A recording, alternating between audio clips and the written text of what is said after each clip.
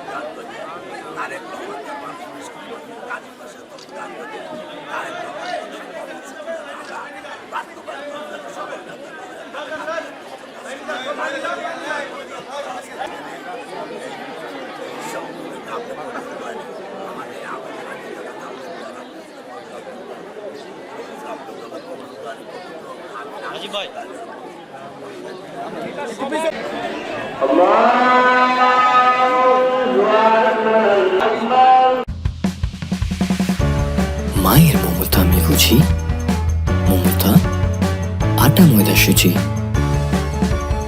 সাথে গুণগত মানে অতুলনীয়।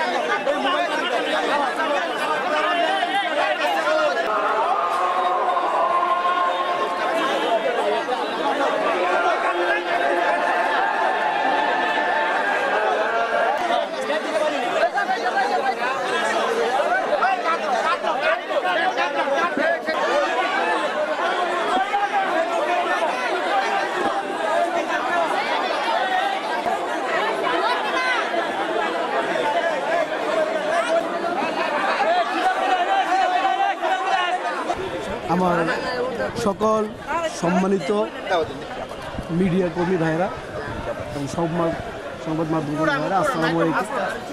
আশা করি আপনারা সবাই ভালো আছেন। আপনাদের সবাইকে অসংখ্য ধন্যবাদ আজকে আমাদের প্রোগ্রামে আমাদের সাথে শরীর হওয়ার জন্য। আপনাদেরকে আসলে আমি বলতে চাই, মুস্তাফিজুর রহমান ফাউন্ডেশন এটা একটা জনকল্যাণমূলক সংস্থা।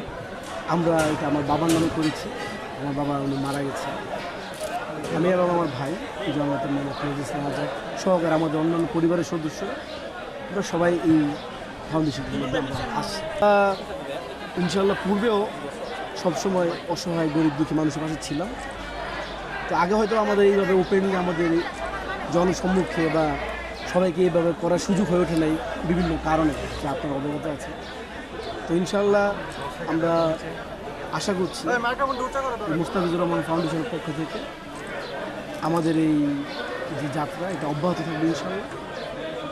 আমাদের বাংলাদেশ গণপ্রজাতন্ত্রী বাংলাদেশ সরকারের মাননীয় প্রধান জনাব তারেক রহমান যেভাবে সারা দেশে অসহায় দুস্থ গরিবের মানুষের পাশে দাঁড়াচ্ছে, আমরা মূলত ওনাকে দেখে অনুপ্রাণিত হয়ে সহোদ্যোগে আমরা গরিব মানুষের পাশে দাঁড়ানোর চেষ্টা করছি। পুরো জেলাব্যাপী থাকবে নাকি শুধু মহানগর? না, এটা জেলা, মহানগর, ঢাকা এবং কি বিভিন্ন প্রত্যন্ত অঞ্চল থেকে যদি কেউ সহযোগিতা চায়, আমরা সবসময় আমাদের সাধ্যমতো চেষ্টা করে সাহায্য করে চেষ্টা করছি। কতজনকে?